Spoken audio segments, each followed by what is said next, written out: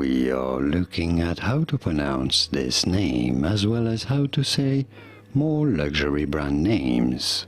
So make sure to stay tuned and consider subscribing. This is the name of a French luxury jewelry founded in 1896 in Paris. They make watches and perfumes as well. For reference, in French it is said as Van Cleef Arpels. Van Cleef Arpels. In English, however, this is normally pronounced as Van Cleef and Arpels. Van Cleef and Arpels. Pretty straightforward once you know. Van Cleef and Arpels, and now you know. Here are more videos on how to pronounce more luxury brand names as promised, whose pronunciations aren't exactly always obvious. I'll see you there to learn more. Thanks for watching.